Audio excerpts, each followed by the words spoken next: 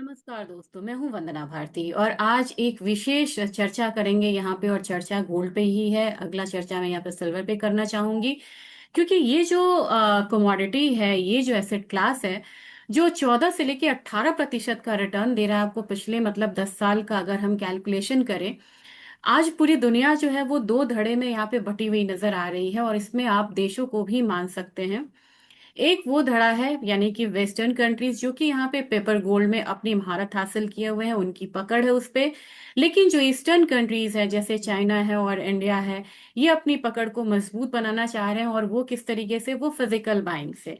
तमाम चीजें जो बैकग्राउंड में है वो ऑलरेडी चल रही है। डी डॉलराइजेशन है, यूएस पे गिरता हुआ ट्रस्ट है। लेकिन कहीं ना कहीं ये दोनों कंट्रीज जो है गोल्ड के मामले में सबसे बड़ी और दूसरी बड़ी यहाँ पे महाशक्ति है, जो कि गोल्ड के सबसे बड़े दो मतलब बायर्स है, कंज्यूमर्स है, आप यहाँ पे कह सकते हैं। तो जो फिजिकल का सारा कंसंट्रेशन, लगभग आप यहाँ पे ये नहीं कहेंगे कि ये शतक से है, सेंचुरी से है या फिर डिकेड से है। जी नहीं, हजारों साल से ये दोनों देश जो है अपने यहाँ सोने को समेटे हुए हैं। और खास करके इंडिया, जहाँ सोने का इतिहास जो है वो 5,000 साल पुराना है।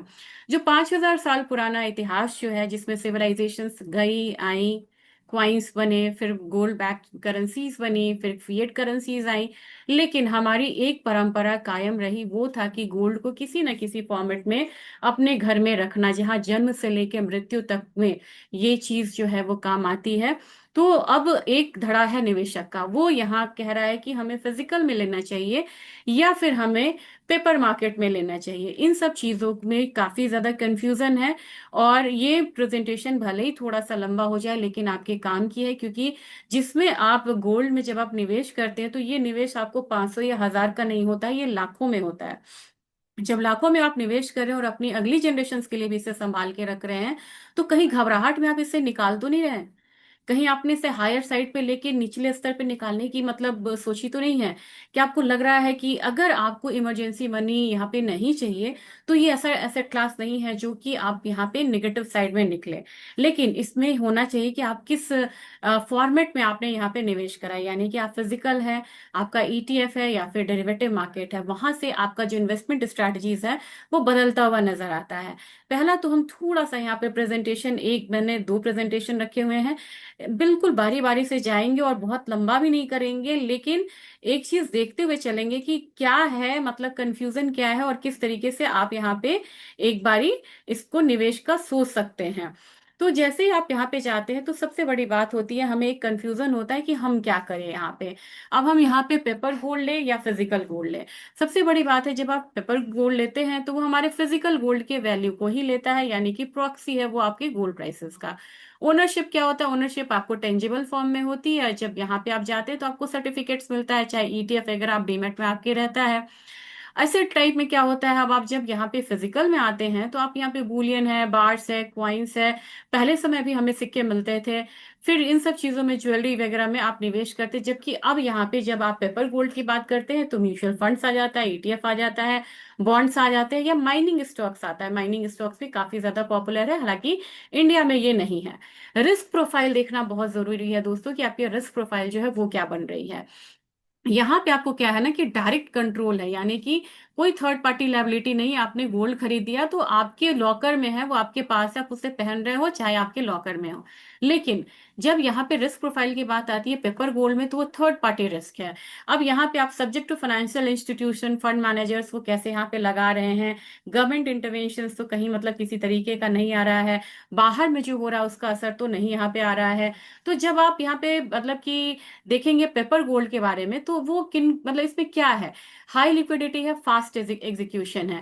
आप कभी भी इसको आप अपने मोबाइल के थ्रू या लैपटॉप पे आप अपना ले सकते हैं, बेच सकते हैं, और वो रियल टाइम में आपको काम करता हुआ नजर आता है। स्टोरेज कॉस्ट आपकी इसमें मतलब कंसर्न नहीं है, बिल्कुल जीरो होता है, क्योंकि इसमें आप फिजिकली बैक्ड है। वो अपना बैंक जानेगा, वो फंड जानेगा कि उसको यहाँ पे मतलब उतने अमाउंट का, उतने क्वांटिटी का गोल्ड जो है वो रखना, वो आपकी टेंशन नहीं है। आप बस यहाँ पे उसके वैल्यू पे अर्न करते हुए नजर आते हैं। सबसे बड़ी बात है जो मतलब कि काउंटर को बहुत ज्यादा स्पेशल बनाया है, 10 ग्राम, हम 1 ग्राम गोल्ड खरीदने कभी नहीं जाते हैं, 1 2 3 ग्राम खरीदने नहीं जाते, बहुत कम होता है तब जाते हैं वैसा। और मतलब उसमें भी अगर आप मान लीजिए कि 1 ग्राम गोल्ड भी अभी के हिसाब से खरीदने जा रहे हैं तो आपको 15,000 रुपए लगेंगे। लेकिन ये जो स्मॉलर कैपिटल एंट्री है ना, इसने इसे बहुत आगे बढ़ाया। और ईटीएफ की बाइंग आप 110 रुपए, 120 रुपए से अभी भी गोल्ड में कर सकते हैं। तो कहाँ 1 ग्राम लेने जाएंगे तो 15,000, और कहाँ आपको ये 150 भी नहीं है, तो आप समझ सकते हैं कि 100वां हिस्सा से भी कम है जिसके थ्रू आप गोल्ड में यहाँ पे निवेश कर सकते हैं। इसने काफी बढ़िया वो किया। अब अपना प्रोफाइल समझिए और आप ये समझिए कि आपको जाना कहाँ है। Best suited for active traders. अब इसमें यहाँ पे आपको एक्टिव बने रहना होगा, नहीं तो आप कहेंगे आपने तो बाय बोला था, आपने बोला था कि साल भर में तो बढ़ेगा, लेकिन ये तो घट गया। क्योंकि ये शॉर्ट टर्म पे ट्रेड होना ज्यादा वो है, शॉर्ट टर्म इन्वेस्टर्स इसमें आ सकते हैं। जो पोर्टफोलियो डाइवर्सिफाई करना चाहते हो, स्टोरेज करना नहीं चाहते, वो इसमें आ सकते हैं। फिजिकल गोल्ड किन के लिए है? फिजिकल गोल्ड क्या है? वो टेंजिबल है, आपका इस पे कंट्रोल है, क्योंकि आपके पास लॉकर में, या तो बैंक के लॉकर में रखिए, घर के लॉकर में रखिए, या आप इसे पहनिए। अल्टीमेट सेफ हेवन बाइंग है। क्राइसिस के समय में आपको कुछ भी नहीं देखना है। कभी कभी क्राइसिस सिचुएशन में होता है ना कि बैंक्स जो है उतने ही अमाउंट को आपको अभी विड्रॉ करने देगा, कुछ चीजें बाहर लगी होती है, वो सारी चीजें नहीं है। यानी कि फाइनेंशियल सिस्टम कोलैप्स का जब मामला आता है, वैसे सिचुएशन में आपको गोल्ड बड़ा काम आता है। जैसे अभी ईरान में भी जो मतलब कि इस तरीके से क्राइसिस आई थी, तो ईरान के तो सारे फंड्स जो है वो चले गए। उन्होंने तो उसे मतलब ब्लॉक कर दिया, तो उनके पास जो सोना था वो सोना बेचा उन्होंने, रशिया ने सोना बेचा, यानी कि उनके फंड्स ब्लॉक होने के बावजूद उनको सोना ने सेफ गार्ड करके चला, क्योंकि यहाँ पे मतलब अल्टीमेट सेफ हेवन है, फाइनेंस कंट्रोल आपके पास है। No digital vulnerabilities, cyber attacks, ये सब का इस पे बहुत ज्यादा असर नहीं है। इसके बाद क्या है, लेकिन ये चाहता है आपको वॉल्ट मांगेगा, इंश्योरेंस मांगेगा, मेकिंग चार्जेस मांगेगा, कुछ खर्चे इसके हैं। तो जब आपका कंट्रोल आपका रहेगा तो खर्चा भी आपका ही रहेगा, ये बात है।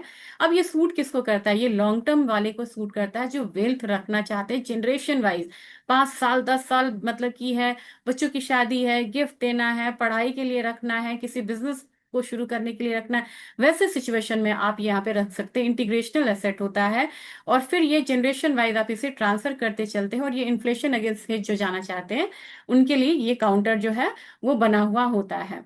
अब आपको इन्वेस्टमेंट स्ट्रैटेजीज कैसी होनी चाहिए? अगर आप पेपर गोल्ड में है तो आपका जो फाइनेंशियल टेक्निकल ट्रेडिंग मतलब एसेट एलोकेशन है, वो यहाँ पे जाना चाहिए, मतलब कि यहाँ पे करना चाहिए। यानी कि एक प्लान के अनुसार, एक स्ट्रैटेजी के अनुसार आप इसमें ट्रेड करिए। उसके बाद इसमें मतलब कि अवॉइड होता है, मतलब स्टोरेज थेफ्ट की बात नहीं होती है। तो ये चीजें आपको निकल के आई पेपर वर्सेस गोल्ड में। अब ये तो मैंने आपको इन्वेस्टर्स ट्रेडर्स के हिसाब से बता दिया कि ये चीज आपको डिफरेंस है, ताकि आप चीजों को समझ पाए बहुत अच्छे तरीके से। लेकिन हमारे बाजार में एक और चीज हो रहा है। अभी आपने यहाँ पे सुना कि चाइना जो है वो अपना जा रहा है, कहाँ वो जा रहा है? फिजिकल साइड में। और उसने रिटेल बायर्स को या रिटेल ट्रेडर्स को अब यहाँ पे गोल्ड में वायदा बाजार में ट्रेड करने से मना करा। तो क्या उन्होंने ई गोल्ड भी मना किया, ईटीएफ भी मना किया? नहीं। हेजिंग वाले आ सकते हैं, और मतलब जो जेन्युइन मतलब प्लेयर्स है जो उसमें डील कर रहे हैं वो आ सकते हैं। ईटीएफ वाले ईटीएफ खरीद सकते हैं, ई गोल्ड खरीद सकते हैं, लेकिन डेरिवेटिव ट्रेड उन्होंने यहाँ पे मना करा है। तो दूसरे प्रेजेंटेशन के जरिए हम यहाँ पे जानना चाहेंगे कि ऐसा क्यों हो रहा है और इसका क्या इम्पैक्ट हमारी मार्केट पे आता हुआ दिखाई दे सकता है। अब दूसरी प्रेजेंटेशन आपके सामने है। इस प्रेजेंटेशन में आपको बाइफर्केशन है, क्योंकि हम यहाँ पे मतलब कि अलूफ हो रहे हैं, मतलब बाहर के मार्केट से, वेस्टर्न कंट्रीज जो कि पेपर मार्केट पे ज्यादा ट्रेड करती है, हाई वोलाटिलिटी के कारण यहाँ पे काफी ज्यादा संभलता हुआ लोग नजर आया, खासकर कोविड के समय में, जब यहाँ पे फिजिकल कमोडिटी क्रूड यहाँ पे माइनस में चली गई थी। तो ऐसी कमोडिटीज जिसको बनाने में आपको $35 या $30 लगता हो, लागत आती हो, तो वो अगर माइनस में चला जाए, तो ये it is not good for a healthy commodity market. तो वहां से एक चिंता की शुरुआत हुई थी। और अगर देखा जाए तो क्या चीजें अभी आ रही है, 2026 ने क्या यहाँ पे बदला है, और ये आने वाले समय में आपको लगेगा कि ये सिर्फ न्यूज है, नहीं, ये पूरे पैरामीटर्स को चेंज करेगा, पूरे बाजार को चेंज करेगा, उसकी दशा और दिशा को यहाँ पे बदल देगा। क्योंकि चाइना ने क्या किया है, बैन किया है रिटेल पेपर ट्रेड को, और उन्होंने मार्जिन बढ़ा दिए, कितने? डिस्करेज करने के लिए पहले 30% से 140%। अब यहाँ पे क्या होगा, जैसे मार्जिन बढ़ती है ना, लिक्विडिटी अपने आप आने लगती है, और वो भी बहुत बहुत बड़ा कारण था कि हम लोगों ने गोल्ड में इतना ज्यादा फॉल आता हुआ देखा, और लोगों ने कहा कि अब गोल्ड की तो मतलब दिन गए, अब तो ये फिर नीचे में ही रहेगा और सालों तक कंसोलिडेशन में रहेगा। इस तरीके की बातें यहाँ पे आने लगी। लेकिन क्या चाइना यहाँ पे डिस्करेज कर रहा था लोगों को बाइंग में? तो चाइना फिजिकल में क्या कर रहा था? चाइना फिजिकल में रिकॉर्ड बाइंग कर रहा था, लगातार 20 महीने उसने बाइंग करी है। तो ऐसी कमोडिटी जिसको पेपर मार्केट में वो हटा रहा है, लेकिन फिजिकल में खरीद रहा है, तो कुछ दम होगा उस कमोडिटी में। और यहाँ पे उन्होंने पहली बार 2025 में हुआ है जो 5,000 टन की बाइंग हुई है। उन्होंने इतना ही नहीं करा, उन्होंने कहा कि अब हमें पूरा फिजिकली बैक्ड अपने सिस्टम को रखना होगा, और जितना भी ट्रेड होगा वो युआन में होगा, यानी कि वो डॉलर को बैकफुट पे ला रहे हैं, युआन और गोल्ड को फ्रंट फुट पे ला रहे हैं। तो अभी जो 200 टन का उन्होंने हांगकांग में क्लियरिंग हब खोला है, वो जो क्लियरिंग हब है, वो जो वॉल्ट है, वो धीरे धीरे धीरे 2,000 टन करने जा रहे हैं। यानी कि ये यहाँ पे एक वॉल्ट इतना बड़ा बनाना चाह रहे हैं, ताकि वो वहां पे अपने फिजिकल गोल्ड को खरीदे और स्टोरेज करे। तो अब समझिए, आने वाले 3 साल में अगर ये 2,000 टन का कर रहे हैं, और इतनी अतिरिक्त खरीदारी अगर गोल्ड में होती है फिजिकल में, तो कितना बड़ा मतलब एक रैली जो है वो आ सकता है आपको गोल्ड प्राइसेस में। तो क्या ये तैयारी है वॉल्ट खाली रखने के लिए बनाया गया? नहीं, इसमें गोल्ड आएगा, गोल्ड ये रखना शुरू करेंगे, तो गोल्ड की फिजिकल बाइंग जो है वो कंटिन्यू रहेगी। दूसरी चीज है कि यूएस ने सेम डे, आप ये इतना बड़ा मतलब कोइंसिडेंस नहीं होता कि सेम डे आपने मतलब कि 24 को लीवरेज ट्रेडिंग बंद हुई और 24 को यहाँ पे 24/7 खुल गया। अब यहाँ पे यूएस ने एक ऐसा कॉन्ट्रैक्ट खोला है जो 24/7 खुल चलेगा, यानी कि 1 आउंस का गोल्ड कॉन्ट्रैक्ट अब यहाँ पे मंडे से लेके संडे तक 24/7 चलेगा। तो जो सैटरडे संडे एक लल होता था कि मार्केट में किस तरीके की मूवमेंट आएगी, मेरी पोजीशन फंसी हुई है, मंडे मार्केट किस तरीके से ओपन होगा, वो सारी दिक्कतें खत्म हो रही हैं। क्योंकि अब आपको 24/7 जब गोल्ड चलेगा, तो आपको पता चलेगा कि हमारा मार्केट में क्या पोजीशन होने वाली है। तो स्टार्टिंग फ्रॉम जुलाई चाइना का मतलब ये जो बैंक्स हैं, ये जितने भी बैंक्स हैं, बड़े बड़े बैंक्स हैं, आईसीबीसी है, पोस्टल सेविंग है, पिंग एन है, ये एंड करेंगे किसको? कौन सा एरा को ये खत्म करने जा रहे हैं? लीवरेज पेपर ट्रेडिंग को। क्यों?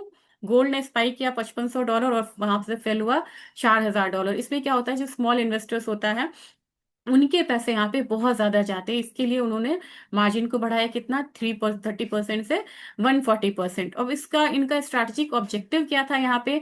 To protect retail investors and remove synthetic leverage paper demand market. क्योंकि आप समझिए, जो जिस तरीके से आप बोले कि चांदी इतनी बढ़ी और इतनी गिरी, क्यों? चांदी में जितना पोजीशंस बना, वो जो एग्जिस्टिंग मतलब कि उनके मतलब कि वेयर हाउस में था, उनकी इन्वेंट्री थी, उससे 300 गुना पोजीशंस जो ज्यादा बन गई हुई थी। तो जितना हम फिजिकल डिलीवरी नहीं दे सकते और उतना हमारा ट्रेड बन जाए, तो वहां पे आपको जो बैलेंस है वो खोता हुआ नजर आता है, और वहां पे हाई वोलेटिलिटी आती है।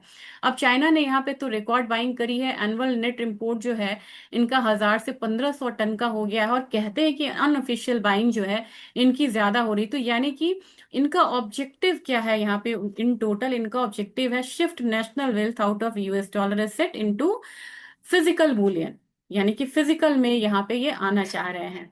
अब हांगकांग जो है वो मतलब कि हब बनेगा, एशिया का फिजिकल गोल्ड हब बनने जा रहा है, जो कि हम एलबीएमए को बोलते थे।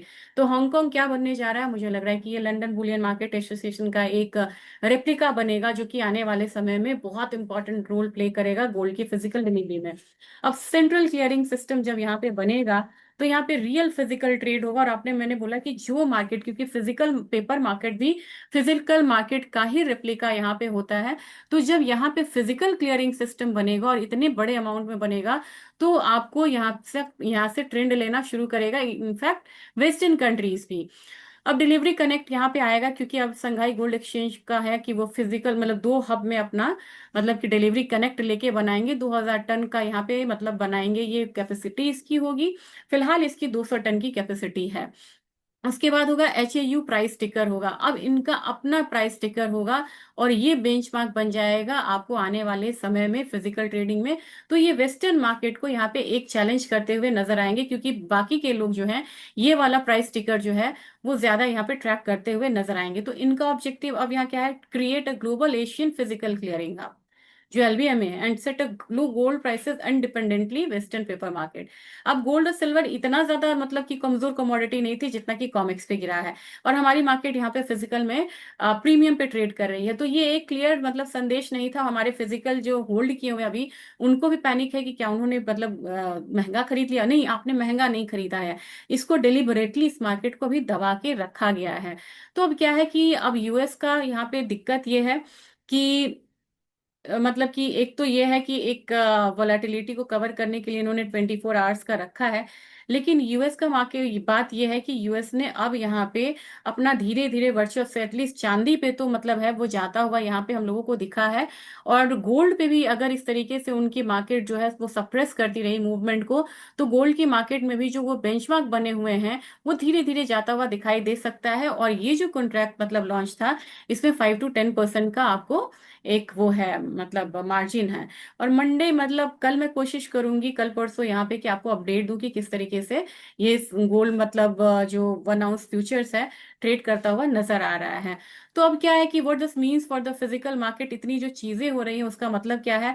Paper money turns into physical gold. अब चाइना जो सबसे बड़ा बायर है गोल्ड का, वो अगर पेपर मतलब की डिमांड को यहाँ पे खत्म कर रहा है, तो वो किस पे ध्यान कर रहा है? वो सारा उसका फिजिकल गोल्ड में आएगा। यानी कि सेंट्रल बैंक से लेके जो चाइनीज नेशनल्स हैं वो सब यहाँ पे आपको गोल्ड, रियल गोल्ड खरीदते हुए नजर आएंगे। तो by real bars coins fully paid physically back products. और कहीं ना कहीं इनके दिमाग में इंडिया है, क्योंकि इंडिया में हम कहते हैं कि अभी भी हमारे पास 30,000 टन सोना है। तो अब ये मतलब हम सेफ फील करते हैं, वो इन्हें सेफ फील करना है। अब यहाँ पे इंडिविजुअल से लेके सेंट्रल बैंक ये बाइंग जो है वो करते हुए नजर आ रहे हैं। Global physical supply keeps tightening. अब यहाँ पे क्या है कि रिकॉर्ड चाइनीज इंपोर्ट जो हुआ है, जिसकी वजह से एलबी में लंदन कॉमिक्स का जो वॉल्ट है, ये वन वे ट्रिप है। यानी कि मतलब चाइना से माल जा नहीं रहा है, सिर्फ वहां से माल आ रहा है, जैसा कि इंडिया ने किया था सिल्वर में। एलबीएमए से हम लोगों ने 1/4 डिलीवरी ले ली थी 2025 के करीब। तो ये वन वे ट्रिप है, यानी कि हम ले रहे हैं, हम उनको दे कुछ नहीं रहे हैं। यानी कि उनको पैसा दे रहे हैं और फिजिकल को अपने पास रख रहे हैं, और फिजिकल पे हम अपना कंट्रोल बढ़ाते हुए नजर आ रहे हैं। क्योंकि ये जो कमोडिटी है ये क्रिटिकल कमोडिटी में अभी तक सिल्वर आई है, लेकिन हो सकता है कि आने वाले समय में क्रिटिकल कमोडिटीज में आपको गोल्ड भी आती हुई नजर आए। तो ये एक मतलब प्रेजेंटेशन मैंने आपको बना के दिखाया कि क्यों यहाँ पे पेपर मार्केट और जो है वहां से हट के इंडियन कमोडिटीज मार्केट हो, या फिर इंडियन का नहीं कह सकते, लेकिन चाइना जो है वो अपने मतलब फिजिकल ट्रेड पे ज्यादा ध्यान देते हुए नजर आ रहे, क्योंकि वो सिंथेटिक पेपर ट्रेडिंग को यहाँ पे थोड़ा सा डिस्करेज करने मतलब करना चाह रहे हैं। तो two gold markets are forming in 2026, crux यही है। चाइना प्लस हांगकांग एक हो रहा है जिसमें real physical allocated Boolean leverage मतलब मार्केट खुल रहा है, जिसमें लीवरेज को रिमूव किया जा रहा है, और एक्चुअल डिलीवरी बेस्ड एक मार्केट बनेगी। जबकि एक वेस्ट है यूनाइटेड स्टेट्स, जहां पे 24/7 फ्यूचर कॉन्ट्रैक्ट्स को लॉन्च किया जा रहा है, और अभी भी वो पेपर ट्रेडिंग के थ्रू जो है सबसे बड़ी मार्केट बने हुए हैं, और उस मार्केट पे अपना मतलब कि वर्चस्व को जारी रखना चाह रहे हैं। लेकिन इन बिटवीन सारी चीजें अपनी जगह है। लेकिन अगर हम देखा जाए कि गोल्ड में क्या है, तो गोल्ड मुझे लग रहा है कि जिस तरीके से हम लोगों को प्राइस मूवमेंट देखने को मिल रही है, और जिस तरीके से एक सपोर्ट लेती हुई ये कमोडिटी लग रही है, उस हिसाब से लग रहा है कि प्राइसेस जो है थोड़ा सा यहाँ पे एक अपसाइड के साथ यहाँ पे रहना चाहिए, और 4300 से ऊपर आए। क्योंकि यहाँ पे देखिए इसकी जो क्लोजिंग हुई थी ना अपनी, 4300 से ऊपर की अगर क्लोजिंग हो जाए ना, तो ये एनुअल जो क्लोज था उससे ऊपर चला जाएगा, और वहां से एक जो बड़ी बढ़त है वो देखने को मिलेगी। तो आप बोलते हैं ना कि कौन सा वो लेवल है, ये लेवल है। एनुअल क्लोजिंग 4328 हुई थी, 4350 से अगर ऊपर गोल्ड आता है तो एक बार फिर से आपको रिवर्सल देखने को मिलेगा। लेकिन मैं एक चीज बताना चाह रही हूँ, अगर आप 2000 से ले लें, तो वहां से सिर्फ 1 2 3 4 5 6 और 7 बार गोल्ड गिरा है। अगर पूरे 26 साल में, बाकी 19 साल जो है गोल्ड आपको अभी बढ़ा है। और अभी तो ये वाला साल बाकी है, हमें पता नहीं इसका एंड क्या होगा, लेकिन मोस्ट प्रोबेबली ऊपर में होना चाहिए। यही बात अगर मैं अपने मार्केट की करूं कि अपने मार्केट में किस तरीके की यहाँ पे मूव बनती हुई नजर आ रही है, तो आप देखेंगे कि अपनी मार्केट में जो प्रीमियम है वो ज्यादा है, क्योंकि आईएनआर यहाँ पे डिप्रिशिएट मतलब कि डिप्रिशिएट हुआ है काफी ज्यादा। तो प्राइसेस जो है बाहर का गोल्ड तो एनुअल पे आपको दिख रहा था डाउन साइड, है ना? लेकिन अपना गोल्ड डाउन साइड नहीं दिख रहा है, क्योंकि यहाँ पे कस्टम ड्यूटी का मामला है, इंपोर्ट रिस्ट्रिक्शंस का मामला है, फिर ये मामला आपको आ जाता है आईएनआर का भी। तो अपनी मार्केट जो है वो ओवरऑल आपको मतलब कि 1,60,000 1,70,000 वाला लेवल जो है ईयर एंड तक दिखाती हुई नजर आएगी। तो मेरे ख्याल से फॉर द टाइम बिंग एक पैनिक सिचुएशन जरूर है कि मार्केट किस तरीके से मूव होती है, लेकिन जिस तरीके से सिनेरियो बन रहा है वैसे में बॉन्ड मार्केट जब बिल्कुल हायर साइड होता है तो एक बार इक्विटी में क्रैश आता है, क्योंकि इंटरेस्ट रेट हाइक होता है। तो फॉर द टाइमिंग थोड़ा सा करेक्शन हो सकता है इंटरेस्ट रेट हाइक होने की वजह से, अगर होता है तो। नहीं तो गोल्ड एक बार फिर से एक ट्रेडिशनल बाइंग की तरफ बढ़ेगा, और हर बारी जब ये क्राइसिस सिचुएशन आता है उसके बाद गोल्ड एक स्ट्रक्चर बुल रन की तरफ बढ़ता है। तो अगर आपने गोल्ड में निवेश किया हुआ है तो अपना धैर्य ना खोएं, और ये परेशान ना होए कि अब तो यहाँ से मेरी बहुत सारा पैसा मेरा लगा हुआ है। वो पैसा आपको मतलब with in a time frame of 6 months, मतलब ये हाइस जो है वो आता हुआ फिर से दिखाई देगा 1,80,000 वाला। और नीचे के लेवल पे मुझे लग रहा है कि मैक्सिमम 1,35,000 का एक डाउन साइड है। नहीं तो एक अपसाइड एंट्री अब यहाँ से बनती हुई नजर आ रही है। खास बात यह है कि इतने करेक्शन के बाद जो रिस्क रिवॉर्ड रेशियो है वो बहुत बढ़िया है, यानी कि अपसाइड कैपेसिटी ज्यादा है, डाउन साइड जो मतलब कैपेसिटी है जाने का मोमेंटम वो यहाँ पे कम बनता हुआ हो रहा है। अब एक एग्जांपल से समझा दूं, अगर 1,42,000 के करीब यहाँ पे गोल्ड ट्रेड हो रहा है 1,42,000, तो मेरे अनुमान से यहाँ पे 1,35,000 जा सकता है। तो कितना रिस्क है हमारा? 7,000 का, 7,000 का। अपसाइड मुझे लग रहा है कि एक बार 1,60,000 जा सकता है, 65,000 जा सकता है, 1,65,000। तो अपसाइड कितना हुआ? 23,000 का। तो ये बोलते हैं रिस्क रिवॉर्ड रेशियो का अच्छा होना, यानी कि down side risk 7,000, upside potential 23,000। तो ये चीज एक वीडियो मैंने बनाने की कोशिश करी थी। अगर आपको अच्छा लगा हो तो ज्यादा से ज्यादा शेयर करिएगा। ये सारे एनालिसिस में बहुत मेहनत लगती है, फैक्ट्स चेक करना पड़ता है, कहीं कोई गलत फैक्ट्स तो ना जा रहा हो, सोर्सेज देखने होते हैं कि ऑथेंटिक सोर्सेज हो। और कहीं ना कहीं अगर आपके निवेश में, क्योंकि ये ट्रेडिंग के लिए ये वीडियो नहीं थी, निवेश में अगर आपको हेल्प कर रहा है तो इसे ज्यादा से ज्यादा शेयर करें, सपोर्ट करें, प्यार दें। Thank you.